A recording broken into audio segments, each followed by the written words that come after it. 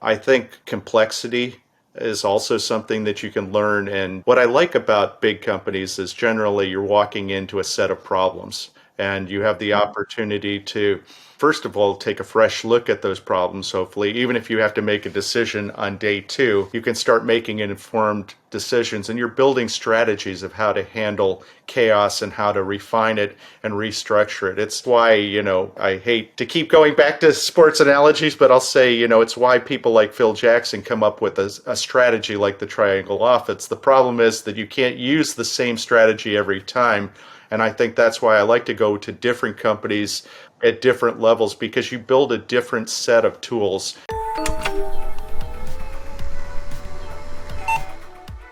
Welcome everybody. My name is Haresh Singhani. This is Conversations with Haresh. We'll be talking to people of varied backgrounds, covering various topics. I'm very excited to be able to share these with you. The goal is to increase curiosity and empathy amongst all of us to help us grow professionally and personally at all levels. And of course, we also want to make sure that this is fun. So thank you again, and we'll look forward to having you. Hi everybody. This is Conversations with Haresh. I am Haresh. Welcome to another episode of our podcast. This time we'll be talking with Charles Griffith, asking about how he has created success and how life has created success for him. Also, some of the lessons he's learned along the way. So thank you again for joining us. Hi, Charles. Welcome. Thanks for having me. So it's been a while since we chatted. Hope life's been treating you well. As I mentioned earlier, I'm on this journey to record some of the experiences and some of the fellow humans that have. Most of these people or guests on this program have been in technology, but some of them are business professionals, and it's going to be a broad swath of people. But I'm sure it'll be great to have you, and the audience will enjoy whatever experiences you want to share. As I mentioned, we'll talk a little bit about the professional side, and then we'll also talk a little bit about the personal to balance out how to achieve happiness, meaning, growth, etc. in life. So it's good to have you. Thanks for having me. Even if I become a good example of what not to do, I'm happy to be here. Isn't that the Thomas Edison motto for life, right? It's what was it? I know now 5,000 ways how not to. Exactly. He not only brought good things to life, whether that's just the tagline they used after the fact of exploiting his inventions, but either way, right? If you leave a change behind, I consider that to be a success, positive or negative. Exactly. And I think one of the sayings he had was, even when he failed, he's like, okay, now I know that one path that doesn't work, right? So I may still have a lot more paths to explore. But so in some ways, we're all doing that. Right? We don't know when we start out on new journeys as to what's going to be the outcome until it's done. It's like Mr. Nelson Mandela said that things sometimes appear impossible or opaque until they are done. So you only know after the fact, unfortunately.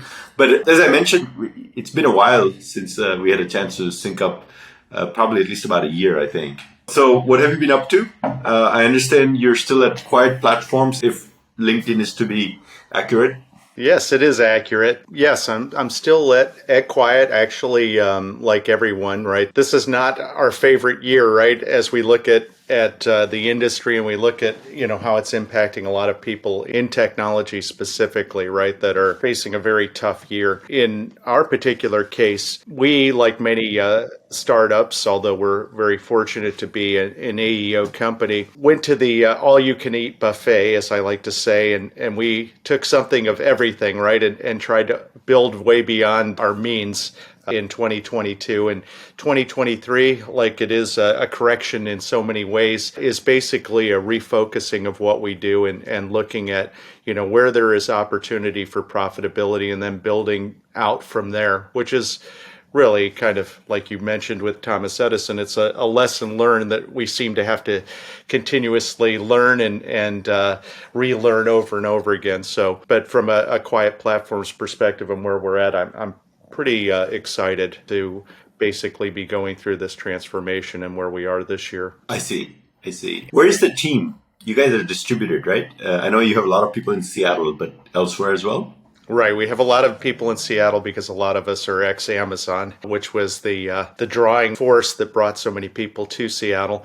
We also have Boston, which is where one of the primary acquisitions that makes up Quiet was founded. That's part of Originally, that was Quiet Logistics, which was founded by the same team that created Locust after founding Quiet Logistics. So we have a large engineering team there. We have a large presence in Hyderabad as well. So we have a grouping of people that are also in places like San Francisco and also Pittsburgh, where kind of AEO is headquartered. So a very distributed team, which is good when you're doing something that has a national presence, right? Having multiple time zones and having 24/7 support. The best way to do that is to have people living in those areas and in time zones that are complementary to those. Makes sense. Makes sense. It also sometimes makes it easier to tap into the talent pools, because maybe sometimes one location is not enough to hire the people that you need.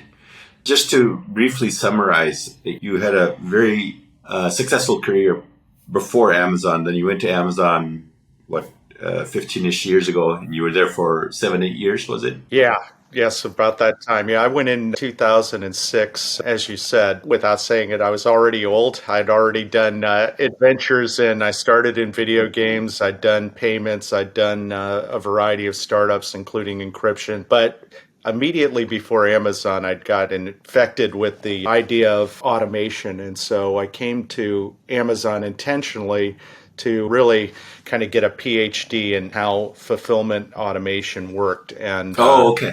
That's how I ended up there. I see. 2006 specifically I stayed in the transportation technology space for my entire 8 years there. Got it. And so between the time when you left Amazon to the time you joined Quiet, I understand you had one of the big chunks of time was a startup of your own. Yeah, so that was mile zero. Also in logistics. So as I left Amazon, I started working in a last mile platform called Mile Zero, which is now powering Staples and all of their last mile delivery throughout the US. They actually have a model where they have the branded delivery that everyone sees, and then they have a under the radar version that is basically doing a lot of delivery also to commercial locations, but also end consumers, especially with the disruption of COVID. And it's also being used for delivery in places like Australia with a large company called Harvey Norman, which is kind of a foreign idea to those of us still in the US, where it's a big box store that works, and they have 200 plus locations. And then finally, that particular journey, which started as a privately funded Silicon Valley backed adventure, was picked up by private equity. And at that particular point, we started doing rollout for groceries. So there's some grocers that are using that platform now, which is what I was working on before I joined Quiet. Excellent. I guess this is one of the reasons I was asking kind of your journey up till now, because we got to know a little bit about Quiet Platforms. So once you were acquired by private equity, you were there for some period of time. Was it over a year? Or was it longer? Yeah. Everyone kind of thinks that the only reason you stay at these is because of the acquisition, but I actually had no intention of leaving. It was really the opportunities with Quiet, but I was there for 2.5, maybe close to almost 3 years post-acquisition. And so what led you to, take up the Quiet challenge? When you're in these spaces, the thing that I always tell people is never be motivated by money, never be motivated by role. Those will all come if you succeed, right? And going back even to Amazon, the reason I went there was specifically to do something historic, right? You want to work on something, a big problem that's transformational. You want something that you honestly don't know if you can do and whether it's even possible to do. And I think that was the original appeal of, say, Amazon, for example. They used to really emphasize that idea of, work hard, make history. That's changed over the years, like every company. Have fun, right? Wasn't have fun one of it? I think I like to say that was implied or basically aspirational. That was the part I wasn't sure was real, but have fun was in there somewhere. As Mr. Jobs used to say, because people used to ask him, I think, do you want Apple employees to be happy or something like that? He used to say something to the effect, I don't know if they're happy here, but they love it. It's interesting, just to digress for a second. I won't name what company, a very senior leader that liked to, when people would give feedback about why something wasn't working and why they weren't happy, he had this saying, why should you be happy?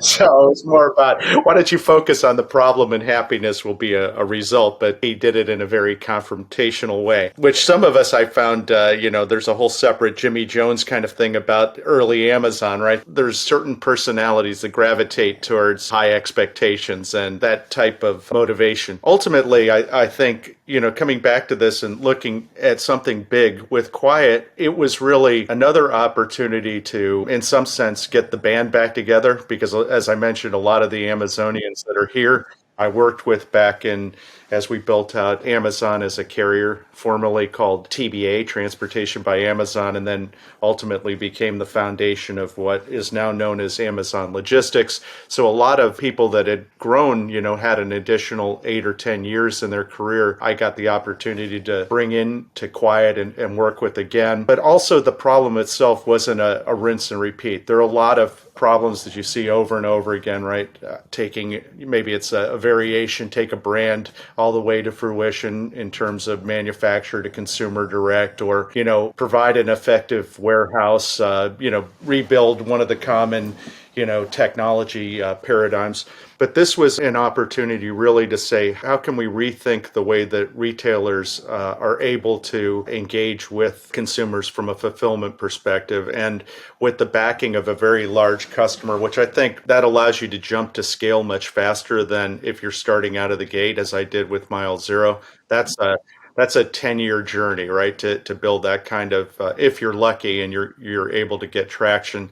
Starting on this end of the spectrum with this type of a team was very exciting, and to do it in a way that was kind of the antithesis of what we did at Amazon, rather than be, a single private label for delivery, which of course they've expanded. They've created opportunities through FBA and the 3P program to ultimately become a carrier, which is how they're competing with FedEx at this point and other carriers for that market share. What we're doing is really more of how do we create a platform for all, and really to provide additional options for retailers for fulfillment without cannibalizing their sales or competing with them. So it was an opportunity to do that in a way that appeals to me. And it's a very difficult problem. It's not one that others haven't tried to do. I think the technology has evolved to the point where it's possible, but it also takes the right type of company to be behind that. And a company like American Eagle is a collaborative company. So that also played in favor. So all of those things aligned. It's time for another chance to take another big swing. And so I jumped in 2022, February last year. Reflecting on your journey, if I understood right, before Mile Zero, had you taken a swing at being an entrepreneur? I'd struck out many times at bat, if that's the real question. But yes, I'd done, as I mentioned, I started out in games. I had a couple of adventures with game startups. One where we basically were doing some things with a variety of different platforms and companies. I went through some of the same learnings that all entrepreneurs kind of learn. Don't be too dependent on a single customer. That was one of the learnings. I think I worked on another startup that was actually in the CRM space for garment manufacturing. We had some success, moved into 2,000 factories in Mexico. That's really what gave me that infection for automation. The market shifted and things went the other way in terms of fulfillment. It moved from Mexico despite some of the advances with NAFTA to China. It's interesting because if you're in this industry long enough, things swing back, and now we're seeing the pendulum shift in Mexico becoming a big opportunity again with things like 321 program where you can bring in goods into the U.S. that are duty free. So we're seeing that shift back to Mexico again. But I had built a startup that was really with a private label manufacturer and learned a lot about how garments are a distributed exercise and the challenges there. One question that comes to mind, which is, so there are a lot of people who are in technology. They become technology leaders, right? Whether it's a CTO or other potentially senior roles. But they may do that without having an entrepreneurial excursion or a few, like in your case, right? And so how has having been an entrepreneur multiple times helped you be a better CTO now, do you think? If that question makes sense, right? And maybe even vice versa, right? Makes total sense. Having the technology background, you studied STEM, and then you started as an engineer, right? And then you went into entrepreneurship. So I'm just curious, in your experience, how has each of those enhanced the other? Makes complete sense. I think I started out in games way back when you had to write all of the drivers yourself, whether it was for video, for audio, etc. And I sold the game directly. I went around the floor at the precursor to what is now known as E3, found publisher and sold a game. Each of these has been steps and a set of learnings to understand what it takes to effectively build and run a company, right? There are lessons you have to learn in terms of what are the skill sets beyond what you have perhaps as a technical or a business person to be able to launch a company. What do you need to do from a leader perspective to be able to retain, recruit, and have the right team on the field? What level do you need at different points in the journey?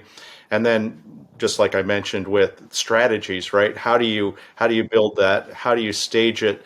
And how much risk can you take at different points? Each of those, just like we talked about with Edison, right, and the learn and repeat and continue to hone. I think if you don't have some of those failures, you don't get to the point where you can get to a successful journey. I always feel like there's a more successful journey ahead of me, and that all of the amalgam of learnings is going to give me new insights to position myself. It takes a lot of luck as well.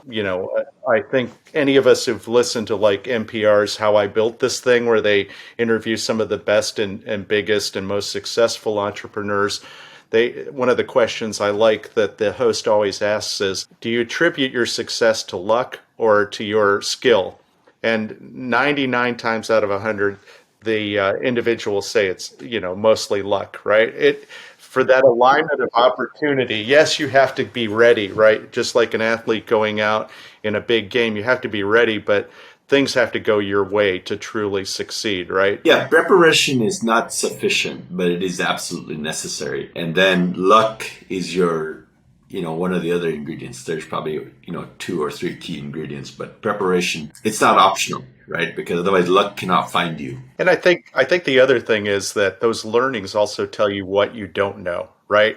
I find, the younger you are, generally the more arrogant you are and how you think you've got the whole world figured out. But as you go on, you learn progressively. The more you learn, the more you know how little you know. It also tells you what are the minimum requirements I need to be able to be successful. That can be knowing that you don't have a particular skill set, you need to find a good partner or a set of people that can do that, because you can't do everything. And it also can be a way of focusing on, how big is the problem you're going to try and solve when you're an entrepreneur. Generally what I see, and I think what most VCs tell you is they want you to be laser focused, right? It's generally not the idea. Early entrepreneurs think it's all about the idea, but it's really, will this particular person not only have the idea, but be able to execute and drive it to fruition? And then is the opportunity of what they're going after have the multiples necessary to take this very extreme gamble? Exactly. There's another pattern to your profile or your history, which is small companies and large companies, right? So how did they, again, enhance your journey at each other? Yeah, I do that intentionally. You'll notice if you go through, just looking at my list of tenure, which is so long, there is actually a pattern at this point.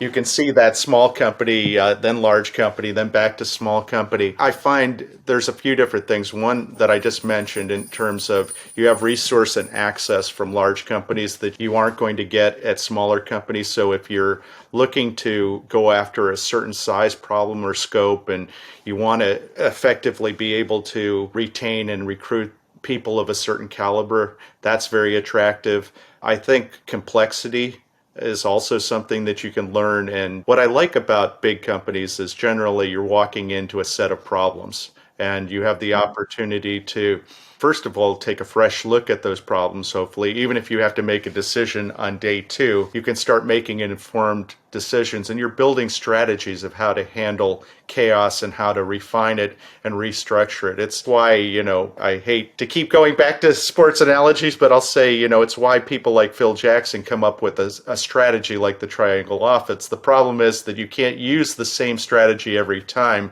And I think that's why I like to go to different companies at different levels, because you build a different set of tools and you learn when to use them and how to use them. Those are also tools that aren't just built by the problem, it's built by the team that's there. You'll start to see certain leadership scenarios and problems that repeat, tactics or strategies for how to effectively scale the organization or unblock and resolve some of the problems that they have. And the last pattern that I'm seeing is going into different domains, right? So logistics is one, or transportation, gaming, potentially, right? For the last X number of years, you are kind of sticking more on the logistics side. But obviously, and I've had the opportunity to work in many different domains over the years. It's almost like, do you speak languages beyond English? I hear plenty of them from my wife, but I know how to answer them all, and it's basically just to accept the feedback and move on. But no, I don't speak any other languages, something that I wish I did have an aptitude for, because we do like to go through Central America, been throughout the world. It's interesting to see the evolution of like Google Translator and how close we are to having that kind of live translation and that blocking, because I think that while I believe people are the same in every place, understanding those nuances is many times understood through the language and the culture. I feel like I miss that. I didn't mean to put you on the spot or No, not at all. make you feel inadequate, because I was forced to learn multiple languages. Yeah. I'm still in some ways learning English. It's only been 39 years. Beyond mastery level, but nonetheless. Just like Mr. Edison, right? We're all still trying different paths. The reason I brought up the kind of the language metaphor is, to me, when I was, there's a couple of languages of Northern India that I can speak. One of them was my native tongue, and then, of course, English. Like I was born in a totally different culture than the culture I live in today, right? Because I was born in India and I was there for 13 years, etc. But there's some parallels between that and like working in different domains. Because when you work in one domain, there's a whole bunch of things that you may start thinking as a given and universally true. But then when you end up working in the next domain or a different domain, drastically different domain, then you realize that all these things that I thought were givens that should be true across the universe, they're not. Right? A few of them will be. But the tricky part is, until you go to the other domains, you won't know which of the ones that you suspect may not be givens, which ones are and which ones aren't. And obviously, two domains can share similarities. And so then, in order to discover that even those are not universal truths, you have to go to a third domain, where every new domain you'll try, you'll discover fewer new things, just because you're covering more of them in the domains you already know. There's a lot of probably value in taking learnings from one domain and taking it to another domain, because you will bring that diverse perspective that the people or the team members who've been in that domain for a while may not have. And sometimes it could be, quote, stupid questions that you end up asking because, right, you're like, I've never seen it done this way before. I know I haven't been in this domain kind of thing, but it seems like very rich journey so far. But I think that's an interesting point you just made an observation on. I think early on in my career, I spent a long time in games, right? I spent somewhere on the order of 8 to 10 years. I started to realize, you'd asked about early startups, right? I realized I didn't have enough diversity in terms of the way I thought, the leadership and the way that I interacted and scope and so forth, and certain key domains that I didn't have expertise in. That's why I forced myself to start picking up other experiences. And I think this is something I recommend to kids that are starting out today is try and go into those different areas for some of the same reasons you just mentioned. One is the skill set. The second is, as you mentioned, there is almost culture. So I did one of the adventures I had as I moved away from games is I worked for a company called Microcadam, which was actually acquired by IBM.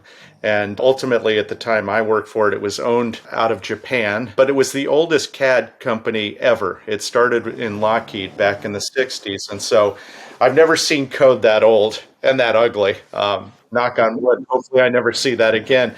But I also realized, we had a lot of scientists, right? Which is a completely different personality than the types of kind of iconoclasts that are drawn into gaming. A lot of mavericks and a lot of self-starters and so forth. Equally brilliant people, but different. And so you start to get that experience. Similarly, as I went into payments, right, a whole nother type of community, some of them being very much like entrepreneurs. The area I worked at was a division of Western Union and First Data, where it was a startup that was acquired actually by First Data called Card Services. And it was very interestingly built on the backs of a set of distributed salespeople that were able to sell basically auths and settlements to various customers. And they made the initial foray of a lot of the early internet payments companies that were there.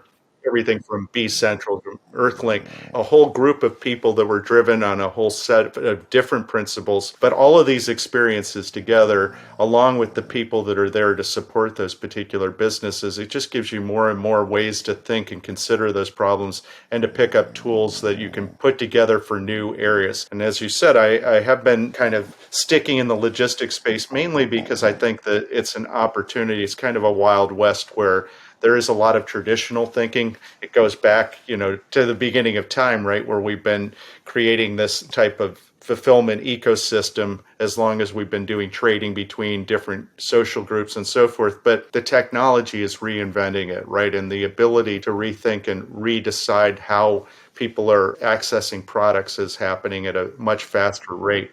And so it's an exciting area, and I can still apply all of the different things that I've learned in these other areas. There's a lot of gamification, for example. There are aspects of 3D modeling that are coming into warehouses. So all of this is kind of converging in these spaces. So it's an exciting time. Yeah, there's a lot of cross-pollination or intersections, interesting intersections happening now. You have such a rich story. We can keep going for hours and hours, but one thing we had talked about actually, which is how to get involved with companies. So it's one thing to immerse yourself in whatever your quote day job happens to be at the time, right? And obviously, when you are taking up challenges that are intense, there's not a lot of time left for other things. But there is this, few of us or many of us do end up mentoring or advising, right? Whether it's other teams, other individuals, friends, sometimes formally, sometimes informally. And we had talked about this, I think, 1 or 2 coffees ago, which is something that you were saying you were potentially looking forward to, or you wanted to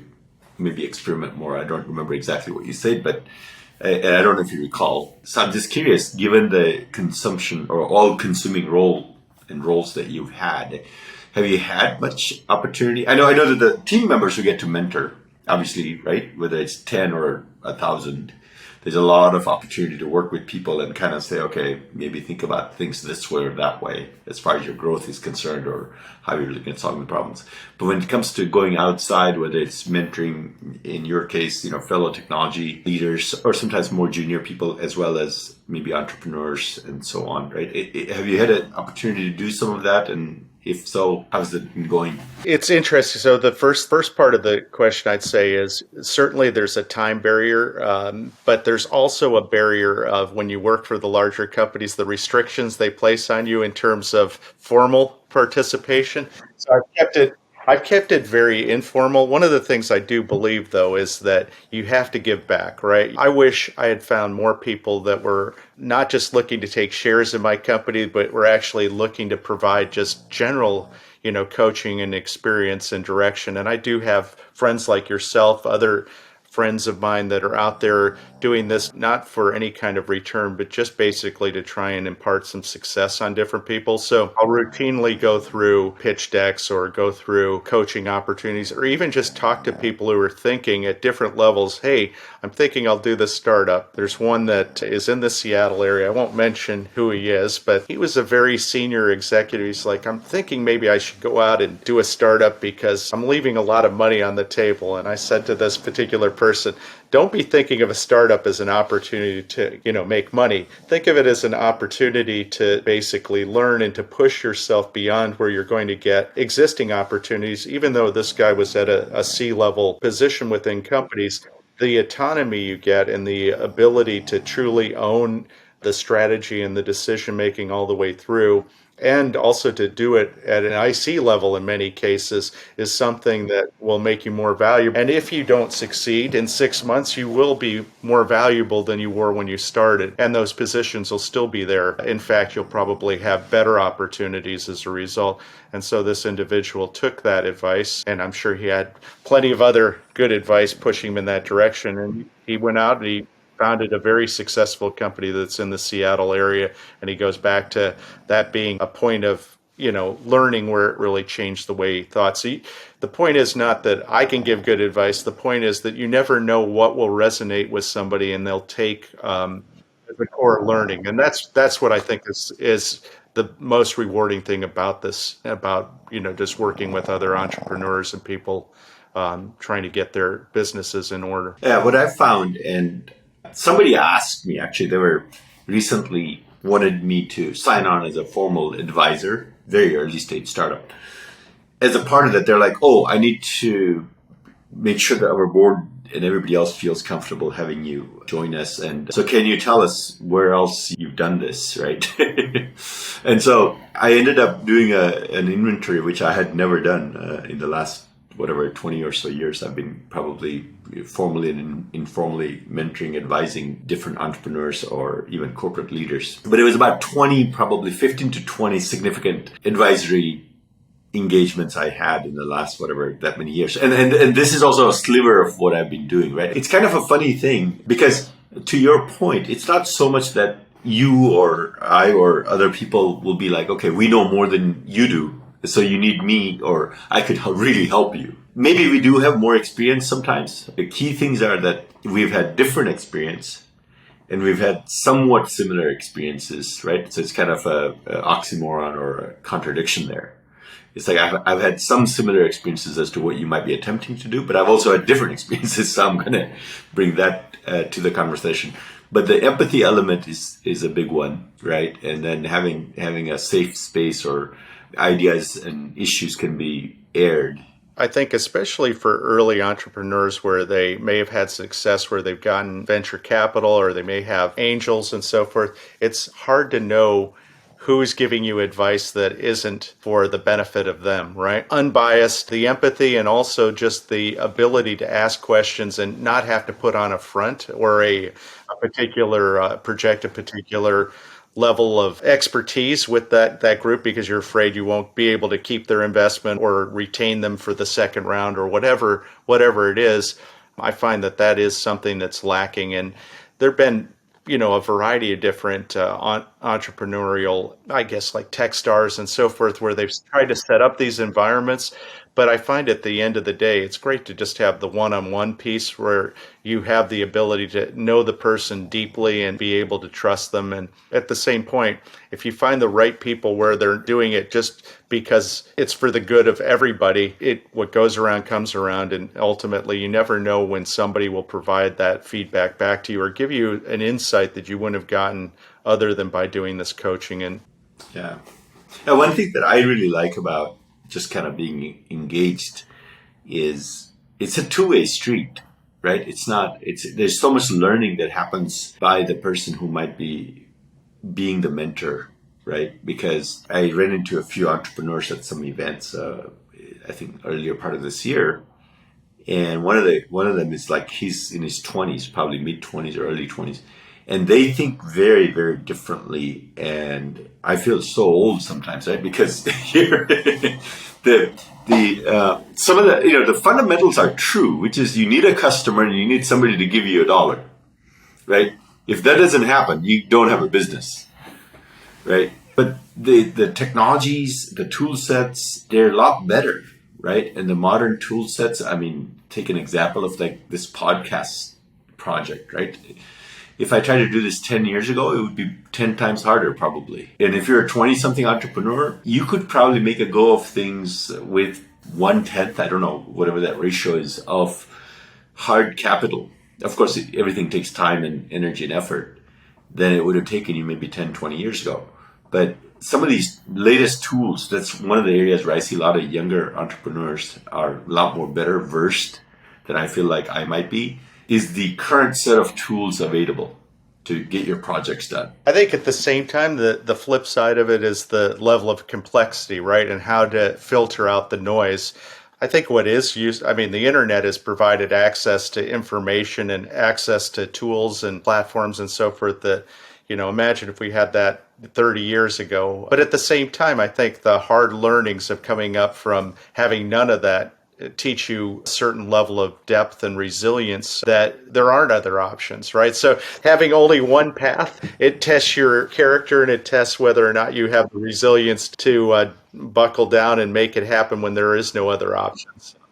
I mean, I think some of the fundamentals are always going to be true, right? Grit is a necessary ingredient, right? If you don't have grit, you're going to give up too easily because path's never going to be easy. So Right. Sooner or later, you're going to run into some difficulty or something that's going to take more time, more effort, more energy, more creativity than whatever you were prepared to do. And then if you just give up, then you're not going to go anywhere. That's like a fundamental thing. Having a customer is a fundamental thing. If you don't have a customer, you don't have a business, right? Even if it's something like, when Facebook got started for many, many years, they wouldn't make any money, but they had users, which were in theory the customers or eventually advertisers, right? So I'm going to shift gears a little bit in terms of just kind of balancing life in general. I know we talked about the Amazon motto, make history, right?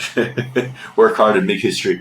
Yeah, and sometimes have fun, exactly. And so as we were just talking now, you do need a lot of energy, intensity, and grit to not just to probably be a successful entrepreneur, but just to succeed in life.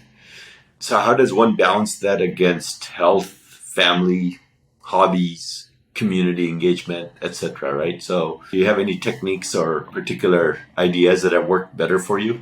I'm no expert in this area. I will say this. I think that one thing I have learned as I've gone on in life is to learn who you are and learn yourself, right? Many times, again, my learning is, someone going through life, which we all are doing, is early on, you tend to believe that you're a victim of circumstance, right? The problem is everyone around you. The challenges you have it's not me. But as you start to go through life, you start to realize how much the situation depends on your mentality and what you do. Ultimately, I've come down to this theory of control what you can control and worry about what you can control, and then try and put yourself in a situation where it's the most comfortable. You don't need to suffer. And I think many of us, when we're young, we just don't solve our own problems. So what I've tried to do is focus on, how do I make myself happy? One of the things I know is that, just like with work, I like tough problems. So right now, for example, since COVID, I woke up one day back in about 3 years ago and I said, what am I living in this big house for? I kind of grew up from a DIY culture where, the whole idea was I wasn't going to live the same way my parents did. And here I am, I'm living the way my parents did. So I said, this is not what I'm going to do. It's not the way I want to live, and I want to change that. And so I started looking at alternative houses and went after building a container house. I wish I could tell you right now that was a solved problem, but I'm still solving that problem as of today. So I've gone through the entire exercise of building out the plans, learning how to do that, learning all of the challenges that are specific to the Pacific Northwest, how to avoid, for example, getting mold in there by creating a vapor seal. So becoming, my own level of expertise in this area. And we're at the point where we've built out the foundation. We've got all the wiring and the plumbing. We've dropped all of the containers with these monstrous cranes that are 5 stories tall. We're doing the actual fabrication finally, and knock on wood, I'll be in there by sometime this year. That's a project. So figure out who you are and then go after those things that make you happy, even if, again, it's the same pattern that you're exercising at work, and even if you don't think you can do those well, right? I find the worst thing for me is to think that I wasted time while I was here, right? A wasted opportunity to me is it's not failure that I worry, because I do it all the time. It's not taking that chance and that opportunity, specifically in terms of this house, right? Or the way that I was living. I was thinking, I'm deferring everything for when I'm done working. What if I never get there?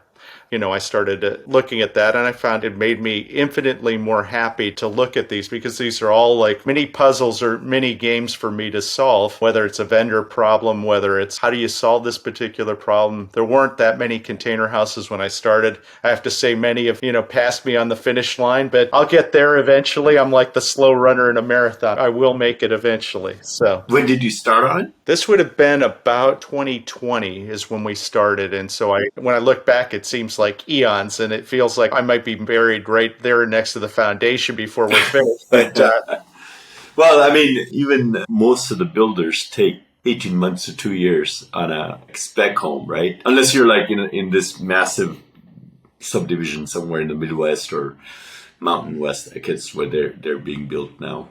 And in this case, I'm out in an area called Kitsap County, which is one of the more rural areas. Yep. It's not Yelm, it's not out in the middle of the sticks in Washington State, but it's rural compared to King County, which is where Seattle is. Just from this entire exercise, COVID hit, it created the worst of all times, which I knew were coming from my supply chain experience. I tried to get my manufacturing builder to kind of allocate and buy all of these resources before the supply chain collapse, but we didn't do that. So many of those we deferred.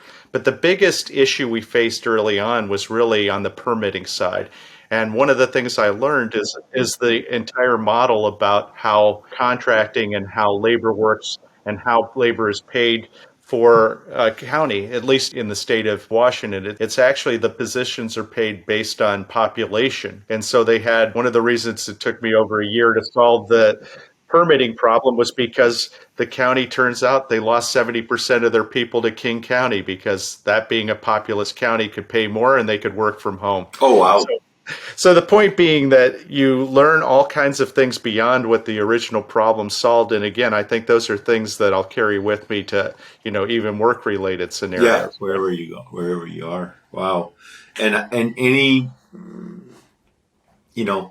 techniques that are working for you, especially with regards to health? In terms of health, I think with the pandemic, one of the first things I started doing was running, just basically doing that at a set interval. The other thing, and that made a tremendous difference in mental health, right? Just that isolation and detachment from everything else, even without the exercise, made a huge difference. And then I introduced fasting. So every day I'm doing kind of the 16 and 8 pattern.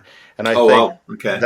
that from, especially in my age bracket, all that running helped to a certain degree. But if you wanted to hit weight loss and some of the other things that you couldn't control, the fasting made a tremendous difference. And again, it's interesting. You can look on the internet. You never know what source to continue or to try or to believe in, and it's through experimentation. But that made a tremendous difference in my life. It's something I'm going to continue. I actually am a big believer in fasting. A few years ago, I did a 36-hour fast once a week for about two plus years.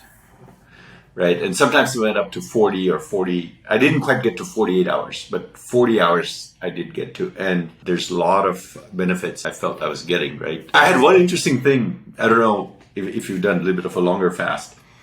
That was a challenge, or I didn't expect would be a byproduct of a fast. And it has nothing to do with your body. It's that you end up with more time because you're not preparing food. You're not cleaning the dishes. You're not menu planning. Menu planning can be a big part of our day. Right.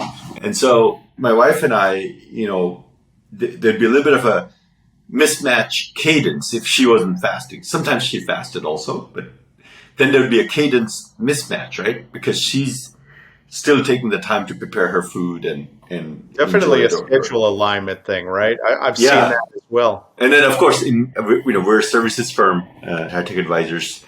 And so a lot of the work that I end up doing is with clients, like coffees and teas and happy hours and lunches and all that stuff, right? It's why I switched to black. That was another benefit of it, I guess, is that I was taking all the sugar and cream, right? Which is, especially in our industry, if you're doing these coffee meetings, right? That's a lot of fat to take on. Yeah, absolutely. A lot of sugar, and to honor these fasts, I went to black coffee, and now I can't go back. That's it. It's sugar and cream are out of the mix now. So. Yeah, I never took a liking to those, even though it's kind of funny because back in India when we used to have the tea, It's practically like drinking candy. Milky 'cause tea it's so is what sweet. they call it, right? It's milk and it's sugar, so much sugar. It's like you're drinking. It's like hot cocoa almost, right? But different flavor, the sweetness level. But then for whatever reason, the States, it's always been black coffee. Speaking of that, right? Black coffee. There you go. And so, in High Tech Advisors, we have an engineering practice, and then we have a talent acquisition practice. And then we also have kind of, I call it management consulting, which touches in several layers: product roadmaps, program management, cyber, customer data analytics, and so on. But we do end up, working with a lot of executives and leaders and just all kinds of people. But sometimes when people are evaluating new opportunities or new roles, or they're kind of getting restless in their current jobs and what have you, one of the assignments I ask them to go back and create a priority list for your life. You could make yourself really miserable if you're not happy with your work. It probably should never be higher priority than, say, your health. I tell people to kind of look at, and this isn't just from a work perspective, where do you want to be in 5 years, right? It's a good focusing problem, because then you say, what you do today, is that getting you closer? It may be paying the bills, it may be treading water and doing just fine, but it may not be in your interest to get to where you really want to be in 5 years, whether it's, like I said, with the house, or whether it's, from a career perspective. You have to take chances, right? Because one thing you can't get back is time. If you find those ways of evaluating based on time, and you put it into the various categories as you've outlined, whether it's career, whether it's your health, whether it's your social opportunities, right? Because your friends aren't all going to be there forever either, right? You have to prioritize these things to ultimately say, what type of life do you want to live? I have these old books in my office somewhere, and one of them is by Zig Ziglar. I don't know if you know that name, right? Absolutely. That's dating ourselves to 19th century probably. but he had this thing, which is like, make a list of things that you want to be known for. So you don't end up being known for things that are drastically different by the time the game's very far along, right? Yeah, it's almost that particular paradigm always kind of reminded me of Amazon's technique of writing a press release and working backwards. It's kind of the same idea of, don't, ease your way towards an outcome, make it an intentional outcome. Exactly. Yeah. Makes sense. So this has been wonderful. The one thing that some of the guests, what they liked or they wanted to do, was to put me on the spot, just to make it fair. Absolutely. And so you're welcome to ask me anything if you wish. I know we didn't talk about that in the prep, but no, I've got a great question for you that I would love to hear. Tell me about because I do know you do a lot of advising, and you don't filter that advising based on a criteria. There are a lot of people that I'll only do advising on cybersecurity because I've got a history of doing this, right? I'm well aware of SOX, and I know every particular aspect of that. Therefore, I'm comfortable advising you. But you're kind of more of an all-in type of advisor. Give me a scenario where you had a particular mentee or company that you were working with that you had they were completely different than what you thought going in, and how you still were able to successfully advise them and how you did that. There's a little bit of method to the madness, right? So there's some things, and you probably know well as well. For example, if somebody's going on an entrepreneurial journey, it doesn't matter what the domain is. There's some foundational things that they're going to face. Right? If they're going to take external investors, there's going to be certain considerations. If they're quitting their job, putting their own money, getting the buy-in from the family, from the spouse, if there's a spouse, etc. So sometimes these things are independent of the domains. And so many times what happens is we're talking to people about these things. And these aren't necessarily, you can't create a statement of work around these. It's not necessarily always a paid situation. For us, what ends up happening is that if and when there's an opportunity for our engineering team, as an example, to get engaged and build pieces of software for the company, and if it's an early stage company, then they almost get time with Haresh for free. But there are certain things that I've done before I started High Tech Advisors, which were core kind of expertise gaining efforts. So I spent a lot of time in product teams, right? And I spent about half a dozen years in telecom. There are a few things where I picked up like individual skills. So in the product teams, right? At High Tech Advisors, we sell to CTOs, CIOs, and CMOs. when it comes to anything with the CTO, I actually have a lot of empathy. And so it could be organizational if the CTO or the VP of engineering, for example, is struggling with, how to grow the people. Some people aren't working out, for example. Those kinds of confidential conversations we can have, right? Going into a situation where it looked like one way, but then it turned into something different. That's happened several times, but typically with early stage companies. Is it because they pivot, or is it because they're not articulating what their real problems are as they engage you to begin with? It's just the nature of the problem. There's the Amazon vocabulary, right? There's a phase where it's high ambiguity phase. After you iterate, brainstorm, you try things out, you'll get to this certain things where you feel like, okay, I can make this statement with higher level of confidence now, whether it's your assumption about a solution that the customer might buy or the domain you might want to be in, or even it could be about myself. Understood. I mean, I call that like finding your Z estimate, right? Many startups, they wander until they finally find, and it may not be what they were aiming for, but they find traction, right? And they find clarity, and that informs kind of a pattern. But you're right. There's a period of time where you're kind of trying to do a lot of things, or you're trying to do the wrong thing, and you pivot to when you see some opportunity. Exactly. I mean, I've been in probably, as a co-founder or early team member, I've been in at least 10 startups in the last 20 years, or 8, I would say. And every one of them pivoted. Most of them didn't change like domains, okay? So you could do that kind of a pivot too. Slack is a pretty famous version of that, right? It was a set of tools for a game, right? And they became one of the most effective enterprise tools for business. Yeah, exactly. And so one startup that I did, actually, we had a major pivot. So we started, my business partner and I, we wanted to, quote, fix the internet, okay? Who hasn't wanted to fix the internet, right? There's a small problem to go after. There you go. Probably still not as challenging as a container house, but comparable. Maybe more successful. So what we wanted to do was, at a very high level, the idea was, okay, let's look at Charles or Haresh based on how much commercial or economic value they are creating to an ecosystem of merchants that person is buying from. We're going to give the person a fuel of internet consumption. Okay, so it's like rewards. Okay, so that it's almost like your own carbon credits. Yeah, exactly, right? These credits would be used to make paywalls disappear. They're almost like all access passes or loyalty. Exactly, but it's very automated, but you're not thinking about it, right? It's automated, no cognitive overhead. It's like your car. I don't think about my car's gas level except when it's empty. That's the only time I think about it, right? I just go to this store, that store. So in here, you could see how many rewards you have or credits you have. And then every time you buy that Starbucks coffee, you get a few more. If you buy a car, you get gazillion more, right? Based on the commercial value you're creating for the merchant ecosystem, we're going to give you this credits. It'll be used in 2 ways. One is make the paywalls disappear for a certain period of time for certain outlets that would be part of this network, but also make the ads disappear. So if you went to a site that was ad infested, it would be like, oh, it's the VIP lane, the red carpet for Charles. On some pages, that might actually be almost no content. Possibly.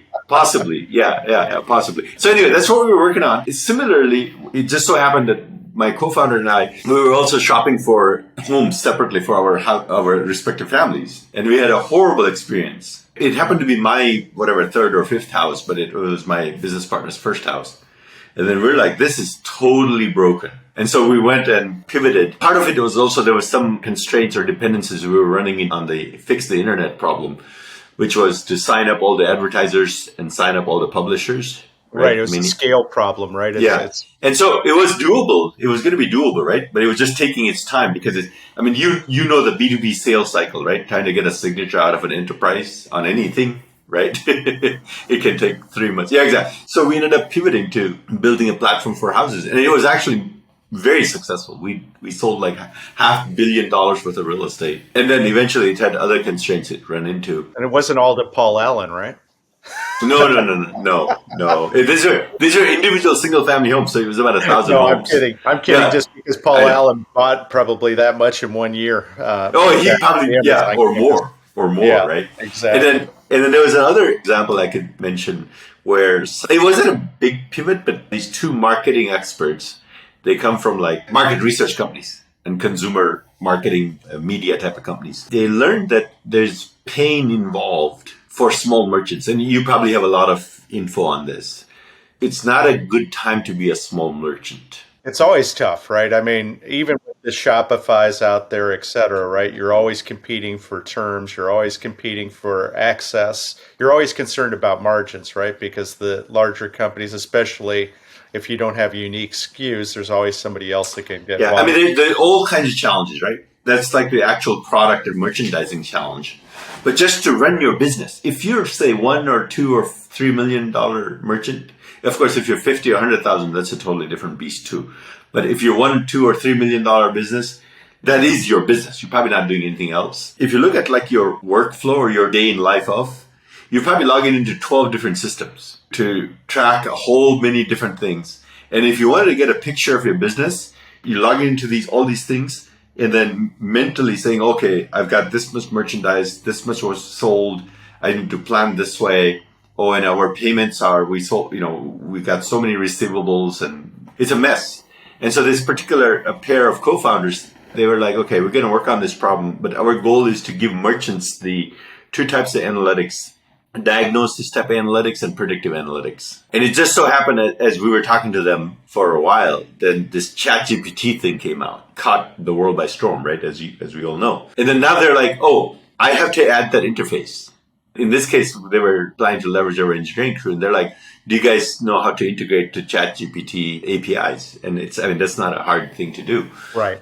Apparently not. Everybody's doing it, right? Yeah, exactly. And so there's lots there in that domain going on right now. But so they ended up not necessarily pivoting.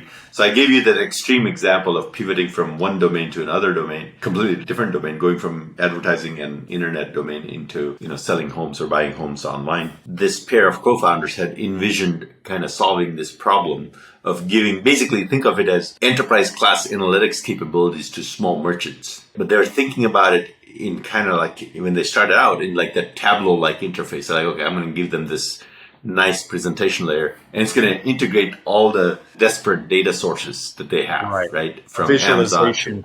A visualization platform, right? Yeah. But then when this ChatGPT buzz kind of took off, then they're like, oh, I have to have it. And it's kind of interesting because actually just a couple of days ago, we had an event. High Tech Advisors did a networking event, and we invited a bunch of people to talk about AI, right? It's like, hey, everybody's talking about it, so we'll talk about AI too, I suppose. Mm-hmm. But there was a worldwide leader, more of an evangelist from AWS who was there.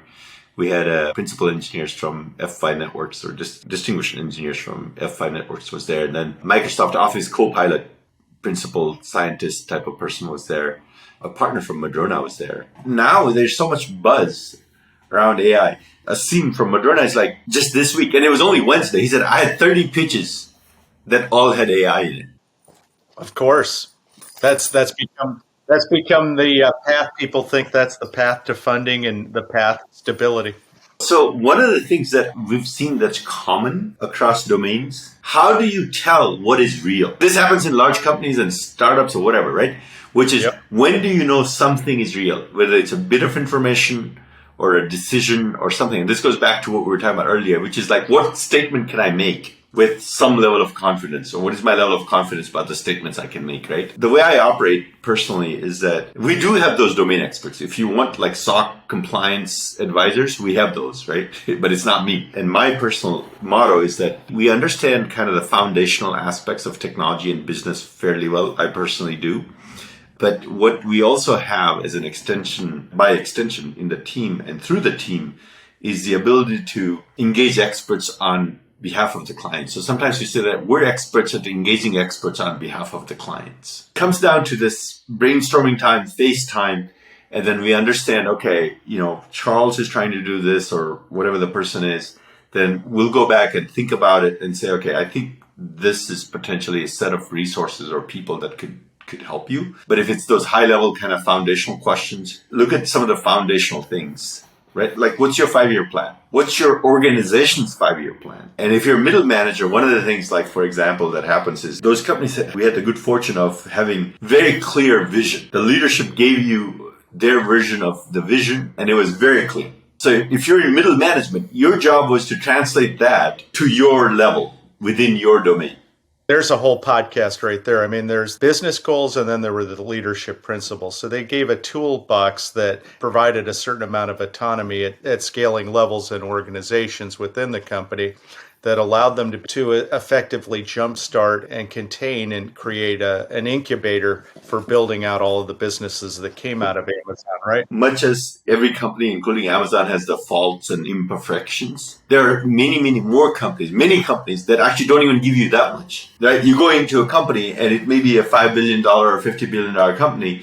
And let's say you're managing a team of 50 or 100 operations people, engineers, whatever they may be. Maybe it's salespeople. And what happens is then your function is to see how much more clarity you can provide your team that isn't coming from the top. You have to add value. You can't just be a cog or a conduit. When you look at it, the most successful organizations, to kind of take the two extremes you provided, is when you have role players and all-stars in every position that know their role, you end up with a much better outcome. When you add in a bunch of mediocrity into a large organization, you end up with a stymied purpose and no growth and problems that are almost unsolvable.